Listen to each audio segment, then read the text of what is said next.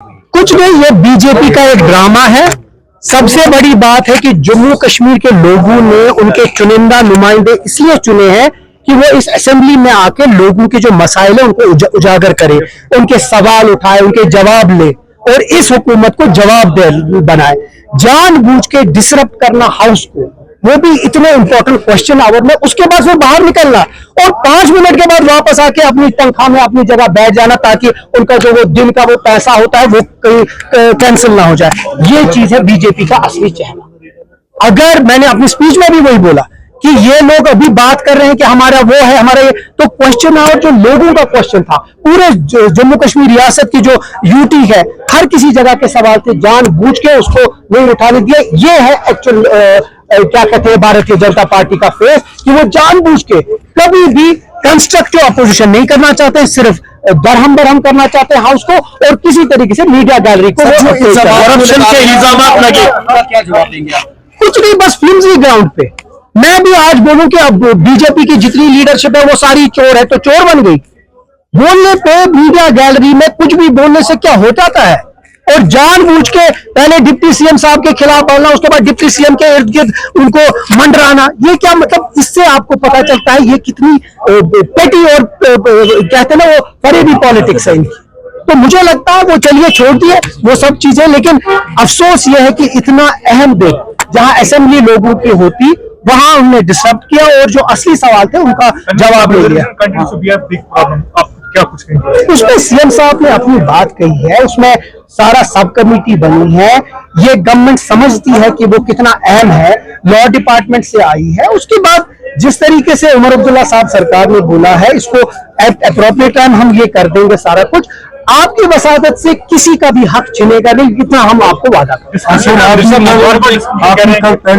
पहले आपने शुरू किया अखबार के हवाले से, तो इंफॉर्मेशन आपकी हुकूमत की बात है, तो आप उस हवाले से क्या कहना है? इंफॉर्मेशन डिपार्टमेंट हमारे पास है, लेकिन बहुत सारी चीजें इसमें हम बार बार स्टेटहुड इसीलिए मांग रहे हैं कि कोई भी अफसर हुकूमत जो चुनिंदा हुकूमत है उनके फैसलों को नकारे ना। और अब मैं सारा कुछ यहाँ बोलना नहीं चाहता क्योंकि मैं चाहता हूं कि एक अच्छे माहौल में राजभवन और ये इलेक्टेड हुकूमत के बीच में एक अच्छा तालमेल हो। उम्मीद करते हैं कि जब कल हमने ये बात उठाई है थोड़ी सी समझ आ जाए उन सब ऑफिसर्स को, और जो मीडिया है जिसको हम फोर्थ पिलर कहते हैं, और वो इरेस्पेक्टिव हो, चाहे वो उनकी एम्प्लॉयमेंट ही की बात है, उनकी जो पेंशन की बात है, जो यहाँ के जो लोग हैं, जो जिन लोगों का पेन है वो हर जगह मजबूत हो, वो हमारा इरादा है और इरादा रहेगा। आज नहीं तो कल, कल नहीं तो परसों हम एक कमिटेड हैं कि किसी तरीके से जो यहाँ की जर्नलिस्ट फर्टिलिटी है उनको, उनका जो कलम है उनको स्ट्रॉन्ग बनाएंगे, उनका एडवर्टाइजमेंट, उनका रहन सहन, उनका वो जो तरीका है उसको बेहतर करें।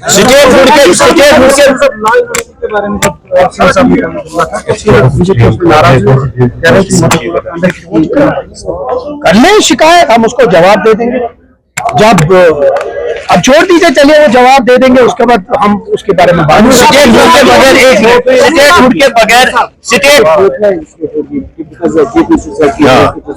उम्मीद पे दुनिया कायम है। हम अभी भी समझते हैं कि जो वादा इस मुल्क के वजीर आजम ने किया, जो वादा इस मुल्क के होम मिनिस्टर ने किया, जो वादा सुप्रीम कोर्ट ने हमारे साथ किया है, मुझे नहीं लगता है जम्मू कश्मीर का जो इतना ओवरवेलमिंग मैंडेट लोगों ने दिया और यहाँ के लोगों को चुना, यहाँ के एमएलए को चुना, यहाँ की हुकूमत को चुना, उनको इंसल्ट, उनको ह्यूमिलेट करके न स्टेटहुड देना मुझे लगता है सबसे बड़ा अफसोसनाक होगा। लेकिन हम उम्मीद रखते हैं कि जल्द से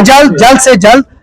स्टेटहुड यहाँ मिल जाए ताकि लोगों के जो मसाइल है, हर कोई मसाइल इसके साथ जुड़ा है, वो जल्द से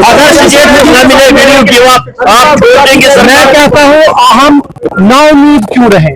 वक्त आएगा। जैसे उमर अब्दुल्ला साहब ने कहा है, एक टाइमलाइन उनके दिमाग में है, वो लीडर है, इस गवर्नमेंट के लीडर है हमारी पार्टी के, देख लेते हैं थोड़ा वक्त नहीं बताया ना।